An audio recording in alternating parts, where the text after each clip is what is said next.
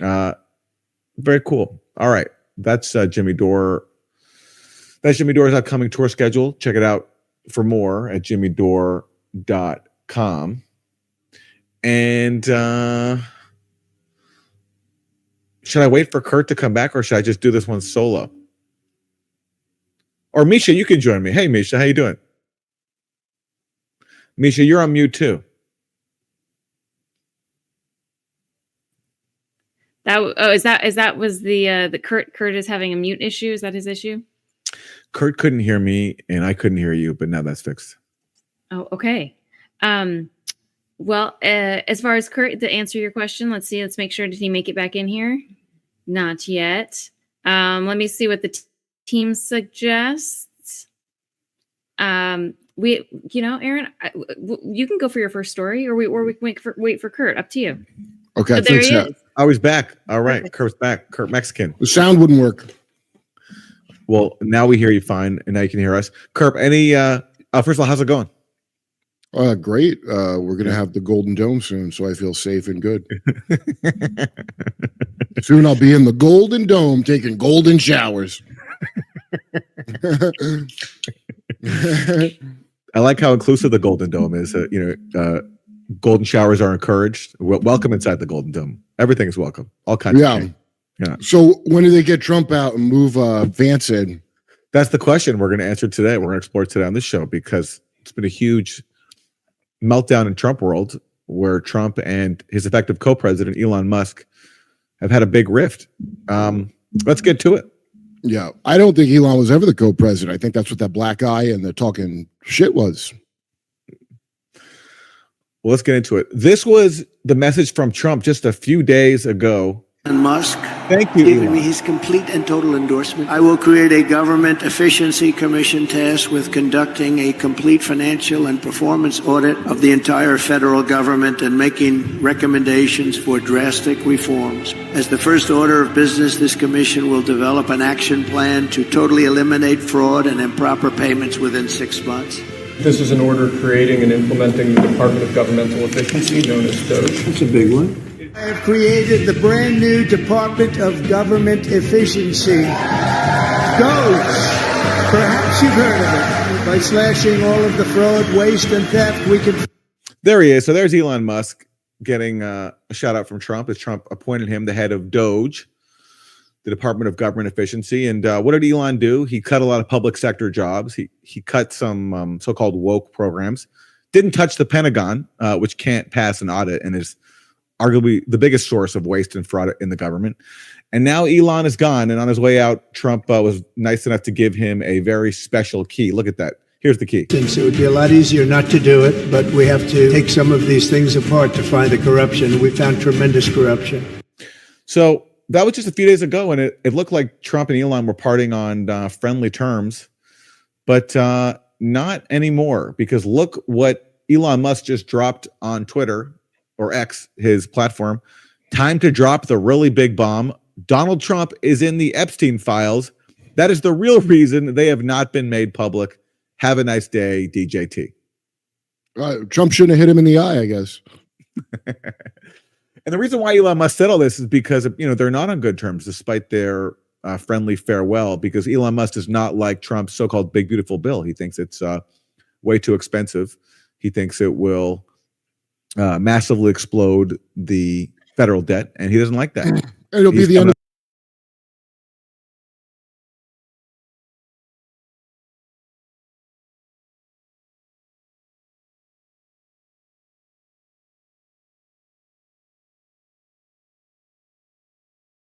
because we knew for a while on the on this show, and I've been telling everybody I know, I'm like, hey, if you're upset about Doge, it's fake. It's fake. They didn't make the cuts. They did the CR. Then they're going to pass a big, beautiful budget, and it's going to be more money than ever. It's just not going to the nonsense you thought it was going to, and it didn't really go for that anyway. I don't think they really did make a transgender play in Ecuador, whatever the hell that was. I think that's probably just cover for something. Well, so Elon Musk comes out swinging because, the Epstein files especially, this is an issue that MAGA world is very, very understandably concerned about, because it's a huge scandal that the public has not been given proper answers to. And Elon Musk goes and alleges, without saying how he supposedly knows this, that Trump is in the Epstein files. And of course, this has raised new scrutiny on previous Trump comments about the Epstein files. For example, a while ago, he was asked, would you declassify the Epstein files if you came back in office? And this is what he said. Declassify the 9/11 files? Yeah. Would you declassify JFK files? Yeah. I did a lot of it. Would you declassify the Epstein files? Yeah, I would. All right. I guess I would. I think that less so because, you don't know. You don't want to affect people's lives if it's phony stuff in there because there's a lot of phony stuff with that whole world.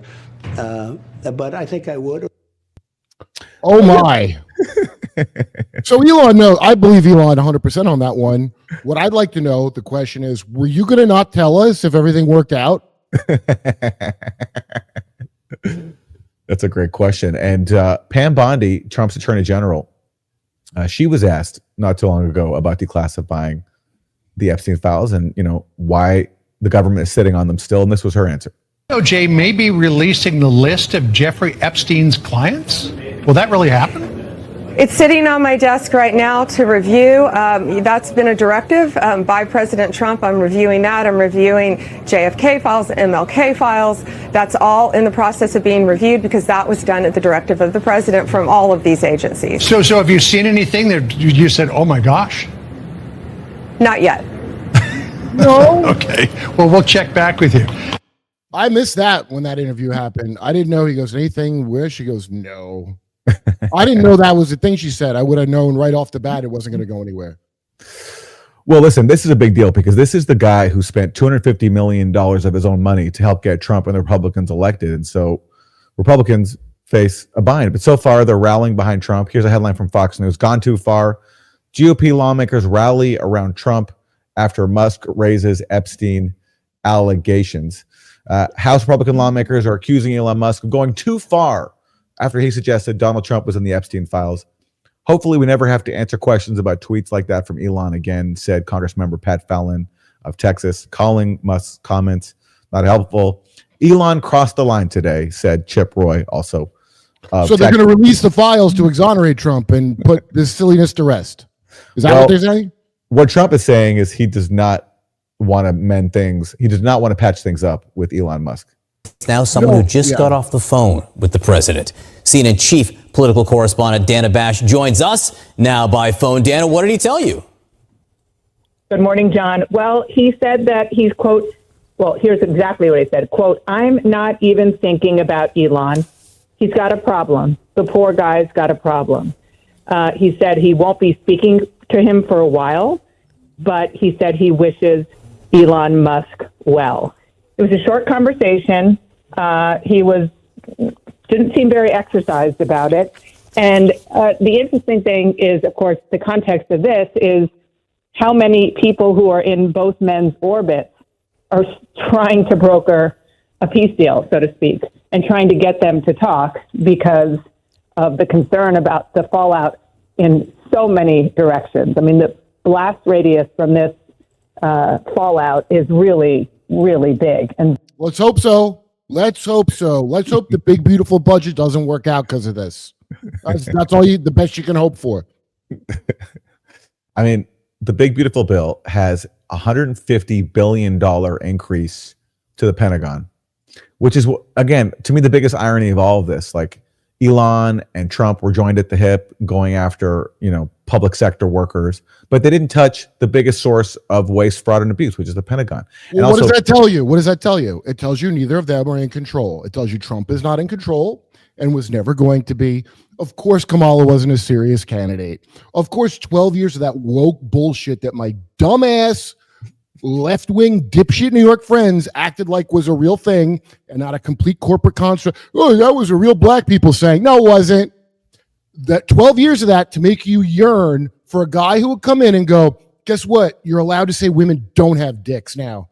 And just like they do in every other area, they do this in like video games. They put these little monetizations in. The customer base complains. They walk it back a little, but they've always moving forward. The dialectic. They did a dialectic. That's what this is. So Trump's saying the Democrats ain't never coming back. And Elon saying this really hurts the plan, I think. He had a little bit of a Kanye tantrum. Let's turn to how CNN responded to Musk's allegation that Trump is in the Epstein files. This is Bakari Sellers of CNN sparring with Trump supporter Jim Schultz. If the president was in the Epstein files, I think we can all agree they probably would have come out during the Biden administration. No, but you do realize he's in the Epstein files. In a way that. No, you don't think so, Kurt? No, because Israel owns both parties through Epstein. So now you're going to watch Democrats fake, like, let's reopen the case. You're going to watch them fake that because they know it ain't going to get opened because Israel's blackmailing most of the government, and they've been doing it for years. He didn't say what Trump did in the Epstein file, right? Also, they're not files. They have files. They've got gigabytes of video of people doing stuff they shouldn't have done. Those aren't files. You know what I mean? Like, they're not going to release that. So it's all nonsense. Look, I'll tell you my problem here, which is this: I just can't treat Elon Musk as a credible source. And I do think that if there was something really damning about Trump in there, I do think it would have come out by now, given how desperate Democrats were. Well, Democrats were so desperate to destroy him. They tried everything they could. They framed him as a Russian agent. They brought all these cases against them that on really everything they could do. They got to get him on something that they didn't also do. That's the key. So Ron Burkle, the Diddy trial, Diddy's going to walk, so everybody understands. If he doesn't walk, it'll be overturned. A RICO case of one guy, Janet Comey. That's connected to Epstein. Hugh Hefner. What do you think? He just was a nice rich guy that had famous people and politicians over to have a sexy party? That's the same operation.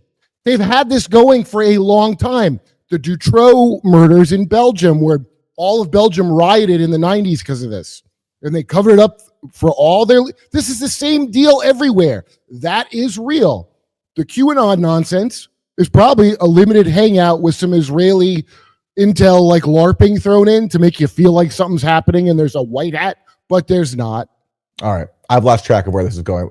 Let's go back to CNN. I can understand this one. In a way that Elon Musk is characterizing it, right? No, he said, but you do realize he's in the Epstein files. He's thrown the guy out of Mar-a-Lago like years ago. But can you say that yes, Donald Trump had a relationship? I haven't seen the Epstein files. But you know the logs. I've seen the logs. You know he's on the logs. Might be on the logs, but the broader issue is that conservative.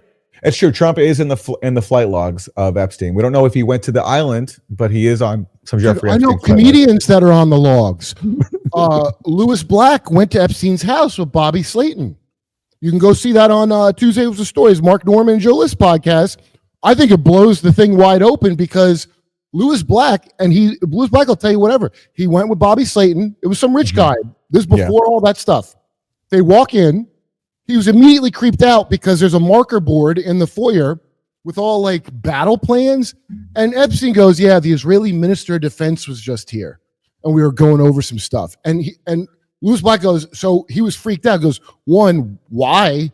Why was he going over plans with you? Why would you tell me this? It gave him such a bad feeling he never went back again. So there's your Israel connection, inadvertently a comedian. I'm telling you, Israel owns the government. It's not just Israel. They're not the head of the snake, but the blackmail thing, that's been going on a long time, man. I would never challenge the notion or the likelihood that Israel is very connected to Jeffrey Epstein. There's a lot of connections there that, have been covered on this show and elsewhere. But sure. Listen, I just don't know if Elon's specific allegation here that the reason the Epstein files is because of Trump. I don't know. I just don't trust Elon. Elon talks a lot. Elon does a lot of false things and is very petty. Also has a substance abuse problem by all accounts. So I can't trust Elon Musk as an impartial source. It's not. That's why I do trust it, because the only way these guys tell the truth is when Trump took it personal, he would tell everybody everything. I trust it more because this is like a personal attack. I don't know how he got a black eye, but what I'm picking up that there's some aspect, or I don't know if Elon's a split personality or something. Like Taibbi said, he was like two people to deal with, but he thought this was real, some degree of it, and got a talking to, I think, because he didn't show up with a black eye for no reason. It's not whatever he said. And it was his son. It was little X. It was little X that gave him the punch. Yeah. So it sounds like there was a battle about it. And as soon as I watch Harold and Kumar talk about Epstein, That makes the Harold and Kumar, Bongino and dumbass Kash Patel. All of a sudden, they're singing a different tune. Why? Well, I could think of a reason why. Look how reluctant people are to think there's something about Trump in there right now. So I can see why we're fighting against the Democrats and we have to do what. This is how you keep the game going forever. Your guy that you like is under attack. But the results from all this is they tell you a thing and then they don't do it. This is Woodrow Wilson level failure on Trump's part. Woodrow Wilson, we're not going to go to World War I, and we did. Remember that? This is going to be like that. All right. Well, someone who I also don't really trust as an impartial source is Michael Wolff. He is, paints himself as Trump's biographer, but he's written some things that to me just don't check out. But listen, for what it's worth, here's what he says about what he knows about Trump's connection to Epstein. These pictures exist, and I can describe them. There are about a dozen of them. The ones I specifically remember is two of them with topless girls of an uncertain age sitting on Trump's lap, and then Trump standing there with a stain on the front of his pants, and 3 or 4 girls kind of bent over in laughter. They're topless too, pointing at Trump's pants. Okay, well, that could be it. That could be what Elon Musk, if Elon Musk is telling the truth, is referring to a picture of some ladies laughing at Trump for having a stain on his pants while topless. Yeah, that's blackmail. Obviously, who would take that picture and this is just a fun Playboy Mansion time we're having. Click, click, click. They got it on everybody. Dude, they invite Rogan to Chase Manhattan to speak at banking events, and he never goes because why would they possibly be inviting him to do that? Because he knows about that? Why would all those people? That's what they do. If you have a platform and you reach a lot, look how much you get suppressed with just Gray Zone. Imagine having a real platform, the kind of crazy stuff that gets sent your way. All right. Well, we're going to move over. We're going to go to our next segment in a sec. Misha, over to you. All right. Well, hey, I got one super chat. So let's take it away with Brad Gilbert. Lawfare was fake. 0 time served, $0 in fines. Bonds are refundable. All uniparty theatrics to convince conservatives to give mafia government full control. Brad, I see what you did there. Lots of all capital cons. Thank you for that one. Let me double check. Did anything else just come through? I don't think so. I think that's our one and only super chat for the moment. But hey, everybody, like Aaron said, Glasgow. Is it Glasgow or Glasgow? I'll trust Glasgow. Yeah. Okay. Glasgow. Manchester, Belfast, Dublin, Liverpool, Birmingham. Oh, London is sold out, so you can't go there. But if you're in one of those other areas, get tickets. And now back to Aaron. We're covering the fallout from the Trump-Elon Musk rift, with Elon Musk declaring, without providing evidence, that Trump is in the Epstein files, and that's why they have not been released. And Kash Patel, who's the director of the FBI, he happened to receive this news while being interviewed by Joe Rogan. It's going to come up because it's been going on since we've been recording here. Elon and Trump seem to be in a bit of a spat. Joe, you want to check the tweet that Elon just put out a little bit ago? Time to drop the really big bomb. Donald Trump is in the Epstein files. That's the real reason they have not been made public. Have a nice day. Jesus Christ. I'm not participating in any of that conversation. Have a nice day, DJD. Dude, are you joking? I didn't know Joe didn't tell me Kash Patel was coming. I've been very hard on him on this program, and Bongino, because they're coaching. When they're lying visibly on TV, they get the same kind of coaching Hunter Biden got to not leak. It's called leakage. When people try to, politicians, they read their body language, and you see all those articles. They get real aggressive while they lie, and they're like, "Oh, there's nothing," and whatever. It still looks like a lie, but it's like you can tell they've been coached, and they have been.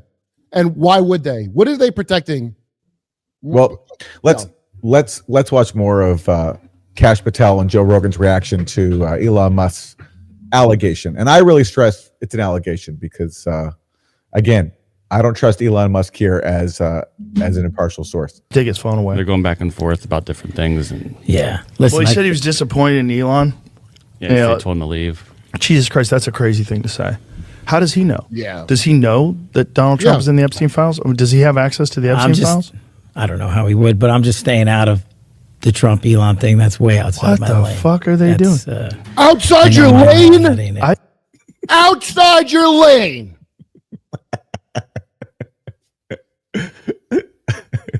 Joe was right not to tell me he was having him on because I would have text bombed him with shit. I want to ask this. Well, listen, see, Kurt, I know of Kash Patel because I've interviewed him, including on this show, on the Jimmy Dore Show, about Russiagate, where he did incredible work. He exposed, more than anybody else, serious FBI abuses. And so, I take what he says seriously. And let's hear more. You're not going to like what Kash Patel says next when he's talking about Jeffrey Epstein. So just hold your horses. I just want justice for Jeffrey. Was he murdered? Let's hear more from Kash Patel on Jeffrey Epstein. Again, we're going to give you everything we can. And people have to remember, we're not going to re-victimize women. We're not going to put that shit back out there. It's not happening because then he wins. Not doing it. You want to hate me for it? Fine. Again, logical play out. If there was a video of some guy or gal committing felonies on an island and I'm in charge, don't you think you'd see it? No, I don't. If Cash. you have access to it. If I have it, period. Right. If I have it. No, I don't think that. No, I think you will turn tail that's why you're in that institution. At the end of the day, he's a punk, an order. Eric Snowden's the only hero that ever worked at, or Bill Binney.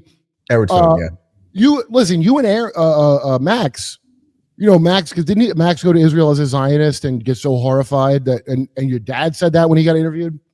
I mean, yeah, not quite, but anyway, yeah.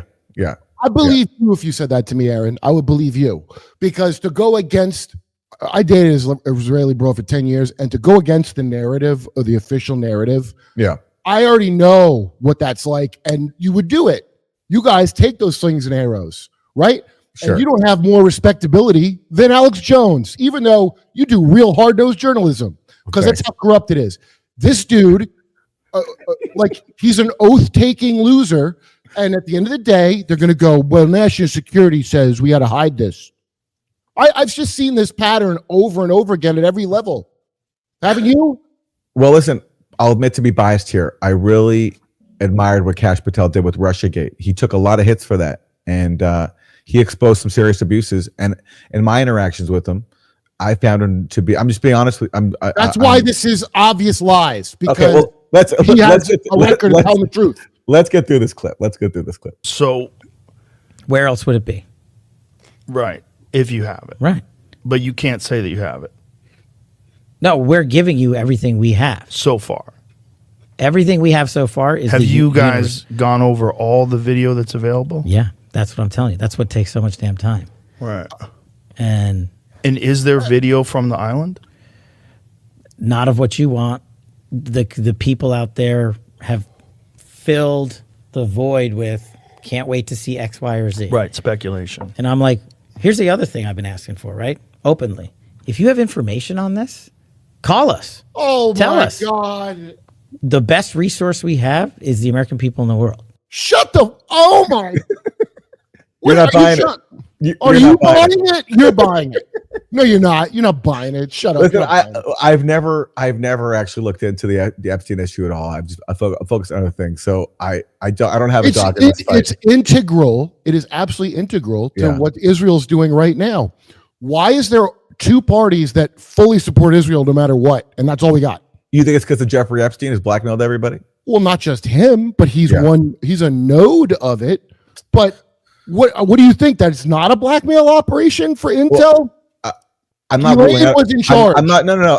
I'm not ruling out I certainly think that Israel engages in blackmail. That's pretty obvious, and not just in the U.S., but in other world bodies like the International Criminal Court as well. But I also think it's just geopolitics. I think Israel is a proxy of the U.S. and serves a function there. So I don't think it's all blackmail. Proxy. The UK, well, England back in the day, they outsourced their colonialism that they wanted to do the Arabs to Israel to do. It worked. It was a beautiful Richard Grove, Grand Theft World podcast. Guy does. He's the one that sent me Tragedy and Hope by Carol Quigley, which lays out what's going on. It's a dry academic book from a Georgetown professor. You heard of it? No. Oh, well, the story is really quite something. Bill Clinton's mentor at Georgetown was a very respected polymath that was given cosmic level clearance. Doesn't mean anything with aliens. That's the level of clearance to go through the archives. You know, Douglas Murray, you haven't been to the archives. Yes. He got to do that for the New World Order. Do you know who started it? It wasn't Illuminati. It was Cecil Rhodes. World War I, Woodrow. This book is all about it. The dude that wrote the book is 100% on board. So they ended up breaking the plates and doing all this chicanery. They told him nobody wanted the book, but people were buying it. It was selling out. It's John Taylor Gatto who wrote Against School. You must have heard of him back in 2011. He has a whole thing about it. Okay, well, it was it'll fill in a lot of holes for you. There's nothing, and it's nothing UFO. It's almost unreadable. By the way, I haven't read it. I read 2 other books about the book. I have the book. This guy writes like you'd have to be an academic to be able to sit through it, and only a few people have. Okay, listen, I got it, Kurt. Listen, we're going to leave it there. I'll just say Elon Musk making this explosive allegation that Trump is in the Epstein files, and that's why it hasn't been released. This certainly ensures that this issue is not going away. So good. Thank you, Elon. So we can both agree that if there's information to find out, we're probably going to find out about it, because unless Elon Musk is going to back off from that allegation, he'll have to find a way to back it up. So we'll see. You could get killed. That's killer stuff. Does everybody think this is just like a lover spat? It's not. This is a big deal. He did this. Don't kid yourself. You think of the persecution Gray Zone's got from just minor telling the truth. That's like the amount of craziness coming at you. Okay, and then watch what happened with Alex Jones now, because it's crazy what they did to him. He had to pick a team to be on, right? And now he's got to deal with this. It's wild, dude. I'm glad that Elon said that. I really am. All right, over to Misha. All right, everyone. Hey, some of you may be wondering why Jimmy is not in the host seat today. The next couple weeks, I think you already knew he wouldn't be here because he'll be in Europe. But, he had a bottom surgery, and he's recovering from that. No, he said he wasn't feeling well on Wednesday, and he no kidding, he really wasn't feeling well. He woke up early Thursday morning in excruciating pain, went to the hospital, had a kidney stone. Is it a kidney stone? Yes, kidney stone removed. Is that right? So very painful stuff. He's recovering today, but he is still going to make it to Europe. Of course, Jimmy is such a hard worker. You can't stop him. All right, here we go. Let's get some chat. So thank you, Aaron. Thank Aaron, everyone, for being able to fill in last minute. Brad Gilbert, we got you. Justin Kyle. Hey, thanks for the big donation, Justin Kyle. You guys keep my faith in humanity alive. Thank you to everyone at JDL. Keg, you paid to distract people with gossip, not solutions. Thank you, Keg. Z Robo, I'm ashamed to think things would have changed. I'm ashamed to think things would change again and again. Big fan of you all here. Love to chat sometime. Thank you, Z Robo. It just hopped on me. Here we go. J Rager. I think Kirk could be a good influence on Aaron's style of investigation. Sober, careful audit meets a neural net level understanding of how power works. Thank you for that one, Jay Rager. Me and Kirk could be the new Woodward and Bernstein. Oh, there you go. We can't hear you, Kirk. We can't hear you. All right, you know what? I keep muting myself to not shout over things. Because you're so angry. Yeah. Woodward's a naval intel guy. His first story as a reporter is Deep Throat. But it's fake. Jackson Pollock, the modern artist, that was a CIA thing. That's well known now. Fair enough. You're right. I don't want to be like those guys. You're right. We can be another dude. Fake. It's all fake. Not my house. This is my nice house. We'll be the kind of journalistic duo that ends up, committing suicide, quote unquote. I will betray you to a splinter cell of the interagency. I'm telling you how it will go. All right. Okay, let's we can move on to our next segment. Thank you, Misha. And thanks and we're wishing Jimmy a speedy recovery. I texted him just before. I go, give it to me straight. Is your wiener okay? And I did use the word wiener. Yeah. Medically. And he said he's like tampon Tim now because he has a string. That's the most brutal thing, dude, to have a sudden kidney stone. You ever have that? No, I've never had it. No. Oh, no. Hopefully it's big so they can use the sonic thing to break it up so that the pain's less. But drink water, everyone. Well, glad Jimmy's okay, and wishing on behalf of everyone, all his fans, everyone watching, we're all wishing him a speedy recovery. And looking forward to him being back as soon as he can. And again, if you're in the UK, go to jimmydore.com for tickets. He's coming your way very, very soon, just next week. Okay. Kash Patel, who Kurt Metzger is a huge fan of, is the director of the FBI.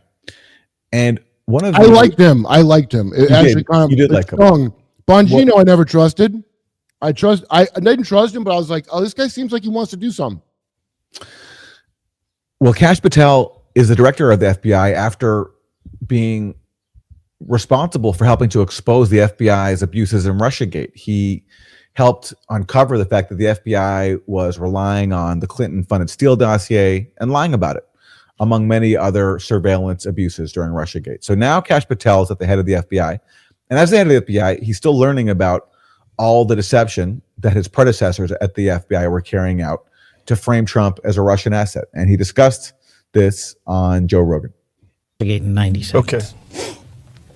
Could you imagine a time in the United States of America in the 21st century where a political party would go overseas and acquire fake foreign intelligence from a foreign intelligence officer funded by donations to that political party in the United States of America, then take that material, package it, walk it to the FBI, literally, and say, hey, we need you to surveil the opponent of our political party who happens to be running for the president of the United States. This is true. He's talking about the fact that the FBI in July 2016 sent an agent over to meet with Christopher Steele, a former British spy, who gave the FBI the fake Steele dossier. And the person, by the way, who authorized the FBI to go and meet with Christopher Steele was Victoria Nuland, who was an architect of the Maidan coup in Ukraine. Of course. Oh, Noodleman, yeah. The FBI then took that fake dossier and used it to get surveillance warrants on Carter Page, who was a Trump campaign volunteer. And that allowed them to basically surveil everybody else on the campaign. And soon they opened up new investigations of other Trump campaign members, including Michael Flynn. It was crazy. And by the way, I can imagine that. To answer his question, can you imagine? Yeah, no, that's like not even the top 10 of the worst things the FBI has done. Well, let's hear more about what the FBI did from Kash Patel. Then convinced the FBI to go into a secret federal FISA court that I used to use to manhunt terrorists and say, hey, I need you to wiretap, essentially, all the comms in and around Trump camp because of the material we gave you, and then have that FBI lie to the federal court and the judge in that warrant application, which is a felony, and intentionally remove information of innocence from that application just to get it above the threshold so the judge would sign it. That's Russiagate. That's what they did. And you remember the years and years of reporting surrounding Russiagate. The FBI would never lie. They would never do that. The leadership there is above reproach. James Comey, Andy McCabe, Peter Strzok. The list goes on. We caught him red-handed. We caught him. You've seen the text messages. You've seen the documentation. You've seen the reports.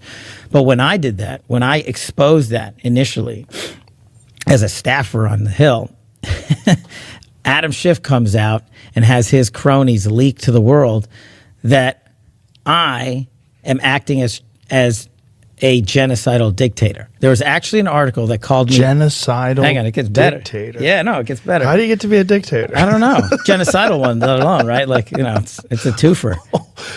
His words don't even mean anything anymore.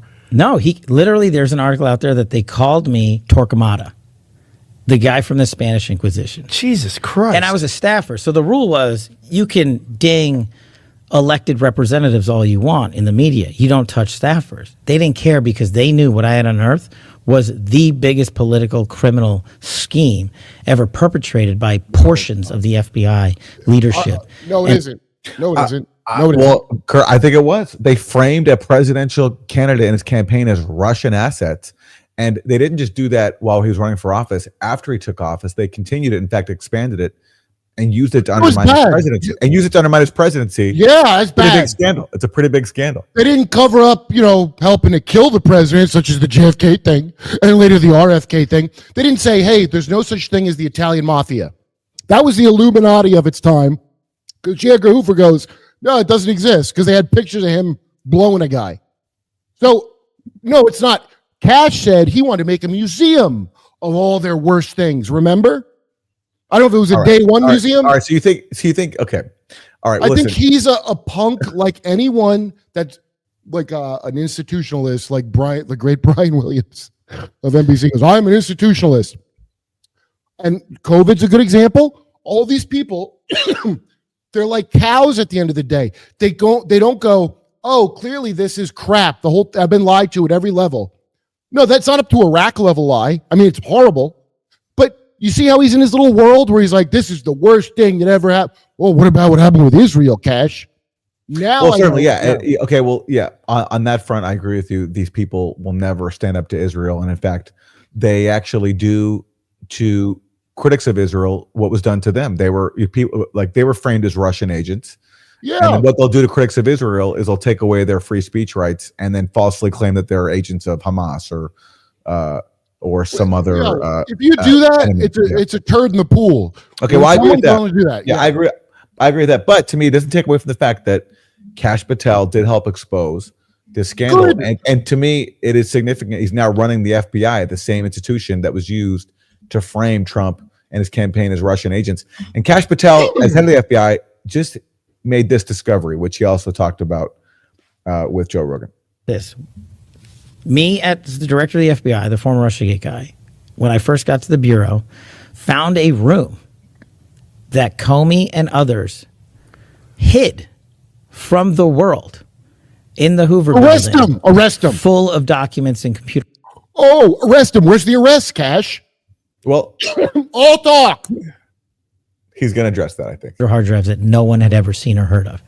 Locked the key and hid access and just said, no one's ever going to find this place. What? Yeah. So my guys are going through that right now. And what's in there? A lot of stuff. Like what? I mean, that's the thing. People are like, well, okay, go arrest him. And I'm like, okay, well, how about you let me run a methodical investigation while I give over information? One of the things we gave up. He just answered you, Craig. He says he's running the investigation. Oh, yeah. The Trump shooter acted alone. Here's some of his investigating. Trump shooter acted alone. If you think you think he's covering that up too? They did cover it up. Bongino and him said the same fucking thing. You didn't see it? Right. Okay. Wait. Janet Comey prosecuted Ghislaine Maxwell. Look how suspicious he is of the Comey family. He don't think something might be up if he hasn't seen a tape from the thing that his daughter. This is all bullshit. Let's finish out this clip. Over before this, the room deal was. I don't know if you remember who Nellie Orr is. It doesn't really matter. Nellie Orr's husband, Bruce Orr, was like the number 4 at the Department of Justice, and he was the one who introduced the world of Christopher Steele, the guy that started Russiagate. Well, the entire time her husband was doing that at DOJ, Nellie Orr, was working on an outside contract to dig up dirt on Donald Trump. So she goes to the Hill and testifies as a result of our investigation, right, under oath. She said, I never worked, and I'm paraphrasing, I never worked with my husband on any of that. I would never do that. Well, what did Grassley put out? So what he's explaining here is that Nellie Orr worked with Fusion GPS, the same firm hired by the Clinton campaign to frame Trump as a Russian agent by putting out the Steele dossier, while her husband, Bruce Orr, was a top official at the DOJ during this time, and she was passing fake collusion claims to her husband, Bruce Orr, and was lying about it. And that was one of the things that was concealed by the FBI in that hidden room that Kash Patel is talking about. Okay. Yesterday? So wait. You can say that? Let's finish the clip. Let's finish the clip. The Nellie Orr documentation that the FBI hid to the world, that we gave them, where Nellie Orr is caught red-handed providing information to her husband, thumb drives related to Trump-Russia collusion, directly proving that Nellie Ohr lied to Congress. Felony. Can't prosecute her. Statute of limitations is gone. That's just one example. Wow. What a dirty business. I have a question. Hey, okay, fair enough, Cash. It's a great explanation so far. I'm wrong. You remember James O'Keefe? He got his door kicked in because the Diary of Ashley Biden, which was 100% real. And if you look into it, it's crazy. It's not inappropriate. He showered with his daughter till she's 15. That's just inappropriate to you. They kicked his door in. They finally sent him the warrant. Did you see that? O'Keefe got the transparent Cash Patel FBI sent him the warrant that they kicked his door in when he was trying to comply. Okay, listen. All redacted. Okay, all redacted. Okay. I don't know any of these rabbit holes you're going down, so I can't. What I know This is is that the news that's on now. Okay. I'm fine. What I do know is that there's still been no accountability, really, for what I think is a major scandal. The FBI being weaponized to frame Trump and his campaign as Russian agents. And what we've just had here is a new revelation in that, which is that the new director of the FBI is claiming that evidence was concealed by the FBI in a secret room that he discovered. I think that's pretty significant. I'm looking forward to finding out. I'm looking forward to finding out more. Over to Misha. You won't. All right. Here we go. Oh, let's see. Brad Gilbert, Russiagate faked to prop up counter psyops on the right. It's political theater. It's WWE kayfabe. Trump is stone cold Steve Austin making money for Vince. Let's see here. Oh, how does it keep hopping around on me? Where'd we go? Here we go, everybody. So thank you for that one, Brad Gilbert. About the island, thank you for this generous donation about the island. Much of what Kirk is talking about is the Whitey Webb is in Whitey Webb's books, One Nation Under Blackmail. Each chapter has hundreds of sources. Whitney Webb. For that, about the island. Whitney Webb, Yes, not Whitey Webb. Yes. Jimmy says Whitey Webb. Oh, we said Whitey Webb. Okay, I'm sorry. No. It's okay. You're right to correct the name. Does Whitey Webb know that we call her Whitey Webb? Is she aware of that? Okay, yes, she's on board. Yes. Okay, I apologize. No. Like Who that. knows? If I was actually saying Whitey Webb without Jimmy having nicknamed her that, you were right to do that. Are you ready, Aaron? We're ready. All right, back to Aaron. All right, this is okay. I'll start that again. Trump's special envoy for Ukraine is named Keith Kellogg. He's a former senior advisor to Mike Pence. And back in March 2023, this is what he said about the Biden policy in Ukraine. Senator, I believe if you can defeat a strategic adversary not using any U.S. troops, you're at the acme of professionalism, because letting the Ukrainians defeat that, it takes a strategic adversary off the table, and then we can focus where we should be focusing against our primary adversary, which is China at this time. The concern I've got is I don't think we need to put American troops there, and if we fail in this, we may have to fight another European war. It'll be the third time. And I don't think we should do that or need to do that as well. So you hear what he's saying there? He's saying that the Biden policy in Ukraine of using Ukraine to fight Russia is what he calls the acme of professionalism. He thinks is a wonderful thing. Like, you can't do better than this because, as he said, we're taking a strategic adversary off the table without using any U.S. troops. We're just using Ukrainians. So this is great. So he was, not Acme as in the Looney Tunes cartoon where the Wile E. Coyote buys the failing products and it backfires in his own dumb face. It's how I took that. Correct. The Acme is in like, this is like top of the line. This is like the best you can do. This is the standard bearer of professionalism. That's what he's saying. Oh, Wile E. Coyote is funnier now that I know that. So that's Keith Kellogg back in 2023, just 2 years ago. Now Keith Kellogg, though, he is serving as Trump's envoy to Ukraine. And because of the policy he supported, we just had Ukraine launch a really audacious operation where they used drones that they smuggled in on cargo trucks to bomb Russian nuclear bombers. They literally bombed Russian military bases where Russia has parked its strategic bombers, and they have them out in on the tarmac because that's what they're obligated to do under nuclear arms control pacts with the U.S. So Ukraine took advantage of that and bombed Russian nuclear aircraft. And so guess who's brilliant?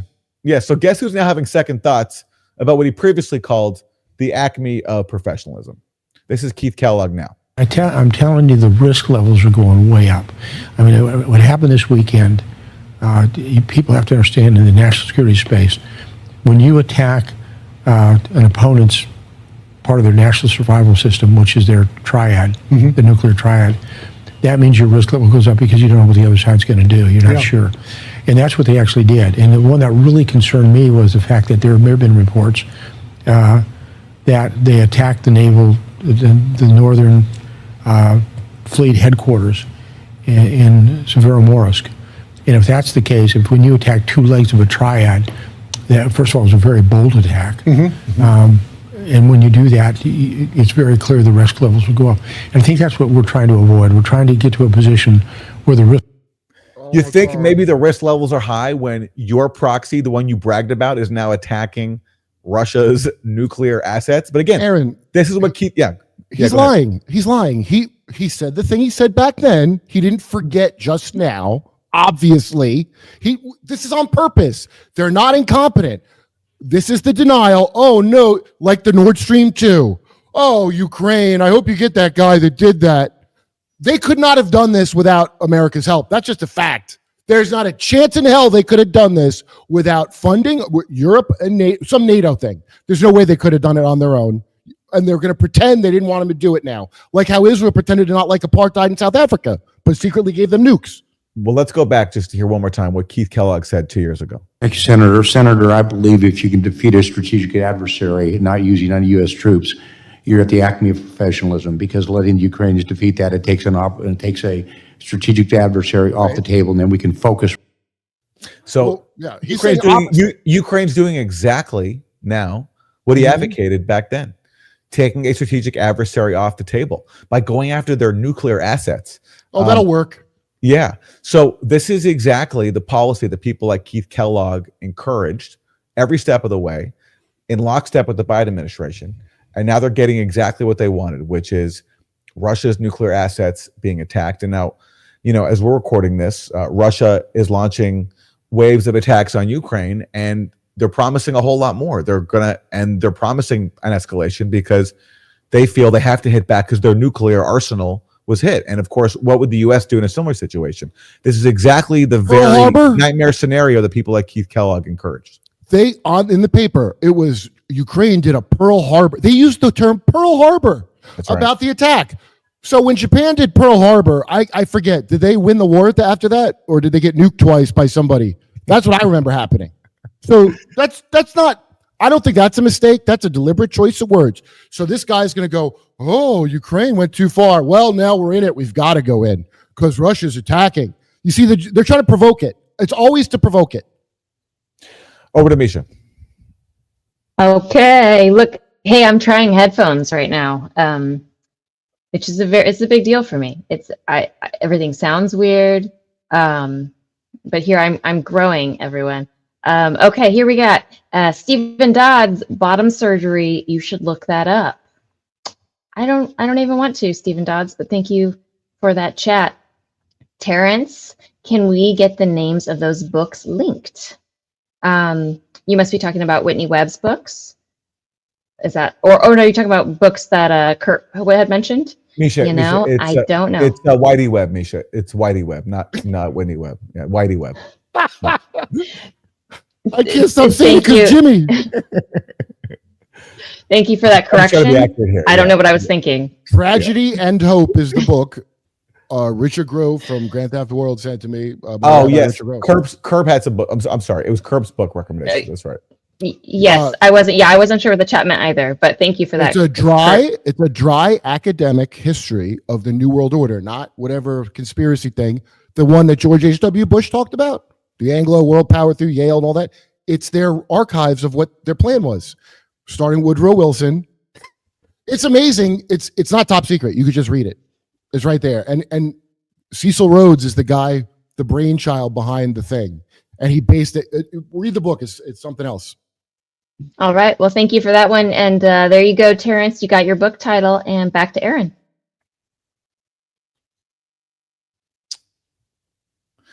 All right. Remember when people who claim that the U.S. was fighting a proxy war against Russia and Ukraine were accused of spreading Russian propaganda? Just by saying it's a proxy war, you were accused of spreading Kremlin talking points. Yes, I remember. Well, guess who's now spreading Kremlin talking points? It's the leader of the British Conservative Party. Her name is Kemi Badenoch. And listen to what she said, not only about Ukraine, but also about Israel's attack on Gaza. Israeli yes, but it's all related. Who funds Hamas? Iran. An enemy of this country. An enemy of this country. Israel is fighting a proxy war on behalf of the UK, just like Ukraine is on behalf of the West of Western Europe against Russia. We have to get serious. We have to get serious. So there we go. Israel and Ukraine are fighting proxy wars on our behalf, according to the leader of the UK Conservative Party. World War III, get ready. They want it to happen no matter what. And we had that Tony Clausen guy. How do we get to war in Iran? I don't even know when he gave the speech. It looked like a while ago. It was the most awful thing. He goes, remember, they didn't want to go to World War I. He named every war as if it was a false flag. Openly. All right, so someone who is not happy that this British politician admitted the truth that Israel and Ukraine are fighting proxy wars on the West's behalf is the leader of the Labour Party, Keir Starmer. And watch him berate his parliamentary colleagues for calling it a proxy war. What she said was this: Sky News, Mr. Speaker, Israel is fighting a proxy war on behalf of the United Kingdom, just like Ukraine is on behalf of Western Europe against Russia. Well, that was certainly noticed in the Russian embassy, because they put out a statement saying the leader of the opposition has finally called a spade a spade. Ukraine is indeed fighting a proxy war against Russia on behalf of Western interests. And they went on to say the illegitimate Kyiv regime, created, financed and armed by the West, has been at it since 2014. So they endorse, they want the detail. I've given the quote. That's what Russia said in response. She asked me what I believe in. I believe in standing by Ukraine and calling out Russia as the aggressor. So look at how mad Keir Starmer is that she admitted the truth, and that Russia is picking up on that, because Russia, of course, also agrees it's a proxy war and is publicizing the fact that British politicians will admit it. But look how upset he is that she admitted the truth that we are using these countries for proxy war. Boris Johnson, I think last time you were here, you played it, Boris Johnson. Here's that clip. Here's that clip right now. We are, let's face it, we're waging a proxy war. We're waging a proxy war, but we're not giving our proxies the ability to do the job. And for years and years now, we've been allowing them to fight with one hand tied behind their backs, and it has been cruel. It has been cruel, and we need now to give them what they need. So Boris Johnson also admitted it was a proxy war, and he's not alone. Marco Rubio recently admitted the same thing. Trump views this as a protracted, stalemated conflict, and frankly, it's a proxy war between nuclear powers, the United States helping Ukraine and Russia. And it needs to come to an end. And no one has any idea or any plan to bring it to an end. The plan of the Ukrainians up to now and their allies on Capitol Hill and the people you talk to in other countries is, let's just keep giving them as much as they need for as long as it takes. That's not a strategy. I mean, I just love that one of the biggest rifts right now inside the proxy war alliance is that you have some people who will admit it's a proxy war and some people who are upset that the other ones are admitting it's a proxy war. That's like one of the biggest fights right now. It's like, don't say it out loud. It's two parties. So first of all, the public is going to forget everything in a week anyway. Keir Starmer has that callboy scandal. Those 3 young men were blowing up his car or something, and they're trying to say it's terror, but they're probably callboys. So this is a great righteous anger thing, like a fake Israel thing to be mad about. That's why he's making it into Israel. Both Israel, he's distracting from his other thing. None of them have genuine. He was just doing blow at Macron and the other guy in a train. This is nothing to them. That was a napkin. Here's one more. Here is one more admission from Trump's envoy for Ukraine, Keith Kellogg. Chancellor Merz has said, well, I'm going to give the Ukrainians the Taurus missile system. Well, that's like a Tomahawk land attack missile in miniature form. It's got a significant warhead to it. It travels, roughly 300 miles, which means you can penetrate deep into Russian space. Putin has made those comments. Well, if you're going to supply them with weapons, we continue to be part of the aggressor. And he considers this a proxy war by NATO as well right now. And frankly, in a way it is. Frankly, it is kind of a proxy war. Yeah, it is. It is. Who watches these people? See, since I worked on Jimmy's show, and I didn't pay attention to this stuff before, but I just have a good memory for when something upsets me or makes me laugh. I remember the Boris Johnson thing from when you were here because of his hair. It looks like Ukraine now. So I didn't forget it because of that. I don't know why everybody forgets everything, but these people are banking on you forgetting recent history all the time. They're banking on this Epstein thing. Just move on. When you see Trump's numbers with the economy, you'll forget all about it. But I'm not going to forget about it. I don't know why anybody else is, but all you got to do to make it stop is remember a thing once in a while. Over to Misha. Okay, let's get some Rumble rants in. Vienticus Prime, everything's a scam, everything's a lie, everything's hypocrisy, and so I don't comply. Thank you, Vienticus Prime. Kit's Corner, does Kurt know any details on the Jonathan Joss murder story? The more stories I've seen on this, I think it's another Jussie Smollett incident. Was it really a hate crime? I don't know. I don't know, Kurt. I didn't look into it. No idea on that one. All those race crimes that come out now are such like distractions from a more important thing on purpose. Even if the crime's real and there's people hurt and stuff, they become national news stories that are bigger than the Gaza genocide. What do you think that's for? To distract you. So I haven't paid attention to a bunch of them on purpose. I'm sure there's some. What do you think? There's not some tomfoolery? When is that ever the case? Yeah, did that happen in Texas? Is that why people are asking? Is that what, I don't know. Mike McRae was talking about something the other day. Maybe that was it. Thank you, Kit's Corner. Vienticus Prime is back again. I see Kurt is showing off his math skills by displaying the number 132 in binary very close to the screen with both of his hands. What? Oh, is it because I'm part of MS-13 now and he saw through my... I don't know. He saw through my ruse that... Trump didn't know it was written on the... Did you see... It's bad. Things are bad. I don't know. Maybe Vienticus Prime is talking about you flipping off this Kash Patel. I don't know. Those were gang signs from the Venezuelan gang that I pledged to recently. I'm doing propaganda. Of course. Yeah. I knew it. I call it Hasbara. I call it Hasbara myself. Putin Hasbara. Don't do it. It's like I like it. It's a new gang. I like it.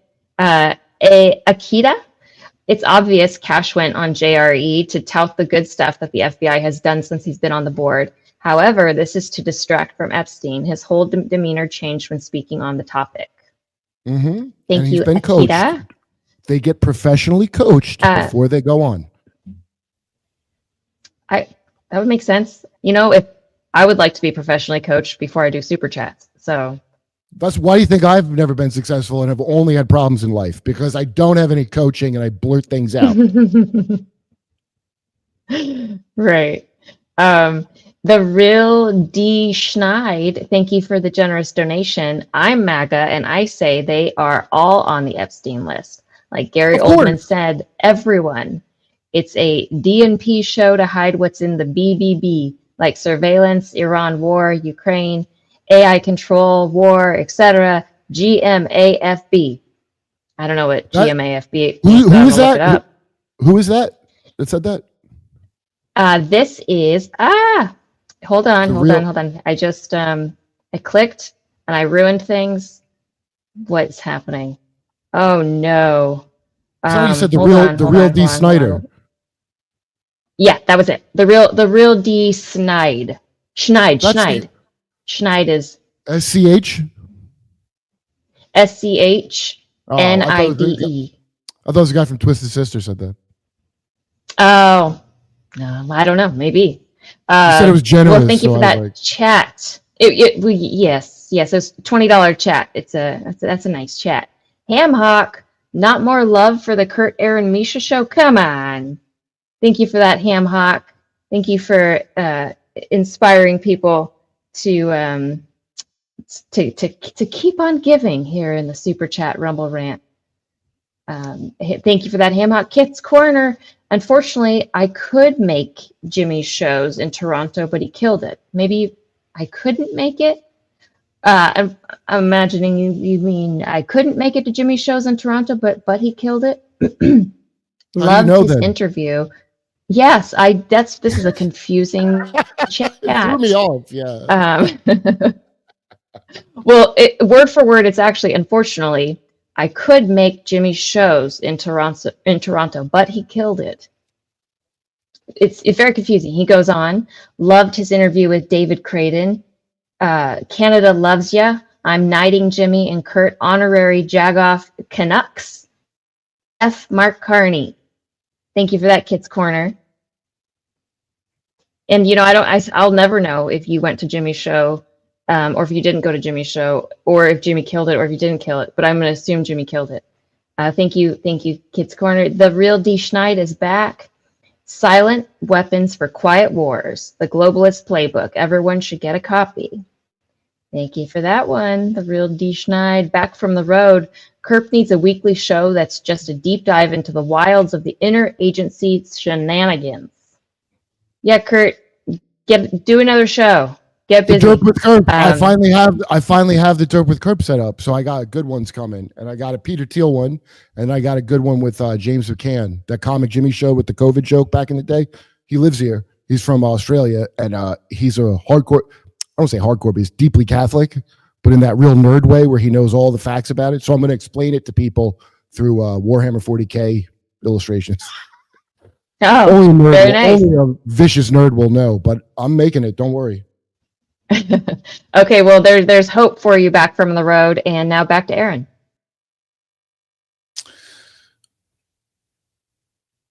There's a mayor's race going on in New York City where progressive candidate Zoran Mamdani is surging in the polls against former New York Governor Andrew Cuomo. And what about Wiener? Is Wiener in the polls? Wiener's running for city council. Oh.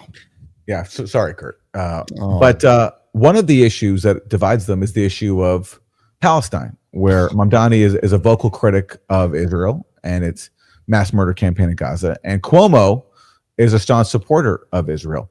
And this came up in their debate the other night where the question was asked, which foreign country would you visit first upon being elected mayor of New York City? I'm not sure why that's even a question, because you're supposed to be the mayor of New York City, not of a foreign country. But this is first how Cuomo answered it. Go to Israel. Mr. Tilson, where would you go? Yeah, I'd make my 4th trip to Israel, followed by my 5th trip to Ukraine, two of our greatest allies fighting on the front lines of the global war on terror. So that's another candidate saying he'd visit Israel, then Ukraine, the two top U.S. proxies, which he says both are on the front lines of the global war on terror. I missed where Ukraine got added to the front lines of the global war on terror. Like, is Russia somehow behind 9/11 now? I don't know. What?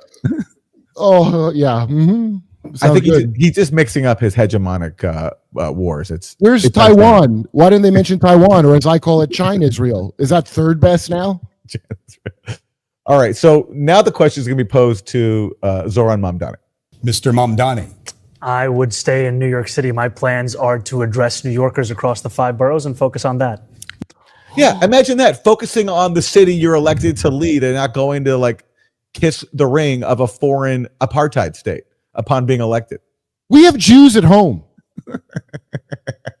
And that's the point he makes. A lot of Jews in New York City. Mr. Mamdani, can I just jump in? Would you visit Israel as mayor? I will be doing, as the mayor, I'll be standing up for Jewish New Yorkers, and I'll be meeting them wherever they are across the 5 boroughs, whether that's in their synagogues and temples or at their homes or at the subway platform, because ultimately we need to focus on delivering on their concerns. Yeah, he's not being elected to lead Israel. He's being elected to lead New York City. So his Jewish constituents, he'll happily meet with them here, but he's not going to go rush off to pay respects to a foreign apartheid state currently carrying out mass murder. He's not going to get elected either. Guess what? Guess who's going to not win already? I can tell you. Well, Watch this follow-up from the intrepid journalist here. So no, do you believe in a Jewish state of Israel? I believe Israel has the right to exist. Not As a Jewish state? No, As a state with equal rights. What does he that mean? won't, he Not won't as a say it Jewish has a state. right to exist as a Jewish state. Be very And clear his on answer was no, he won't visit Israel. I said that very That's what he was unlike trying you, to say. No, unlike No, you, I you answer, never- unlike you you, I never answer said questions no. very Okay. directly. All right, and I want to be you very answered- clear. I you answered- believe every state should be a state of equal rights. Okay, thank you, Mr. Wow. So this is supposed to be controversial that he Is says it? that Israel, like any other state, should be a state with equal rights. And because of that, he's being attacked. And Andrew Cuomo even tries to make an issue out of the fact that Zoran Mamdani said he wouldn't visit Israel first upon being elected. He would actually just focus on the His needs of job, constituents. his Yeah, actual job, exactly, which is yeah. not the State Department, but mayor of New York. And this is so controversial that Zoran Mamdani believes in equality and not, Jewish ethno supremacy in Israel. Well, you know that why? He was asked a follow up about this the next day Oh, God. on Good Day New York. Feel like you did not want to make a definitive statement on this. Do you support Israel's right to exist as a Jewish state? I support Israel's right to exist as a state with equal rights. I believe that every Why state... not as a Jewish state? Because I'm not comfortable supporting any state that has a hierarchy of citizenship on the basis of religion or anything else. I think that in the way that we have in this country, equality should be enshrined in every country in the world. That's my belief. All right, let's talk. He's in Hamas. But look what an issue this is. This is considered controversial if for some reason you don't believe that Palestinians are equal human beings and you don't believe that Jews should be privileged because they're Jewish inside of Israel. And look at how he has to remind people, I believe in equal rights, which we believe in here too. So why wouldn't I apply that to somewhere else as well? Well, I mean, it's what they're telling you is rich donors decide who's going to be the mayor, and that's the question. Even being asked is a lob softball for you to go. Of course, I would go to Israel. That's just like, why would you even ask a question that insane of the mayor? The chick in LA, the one that looks like Chocolate Rain, when the fires happened, she was in Ghana, and nobody liked that too much. So I'm surprised that anybody that votes in New York would care that he said that. But the bottom line is, I'll bet your vote don't count like how you think it does. Well, let's see if Zoran Mamdani believing that human beings are equal becomes a liability Get in him the New out. York mayor's race, as many people in the media want it to be. Deport immediately. Over to Misha. Hey everyone, I think we're gonna go to Rumble. So I put the Rumble link in the YouTube chat. Meet us over there in just a minute. Okay, see you there. 1775 is giving away free starter kits loaded with premium coffee and gear. While coffee prices have jumped over 30% this year, 1775 said screw it and started flinging free kits like a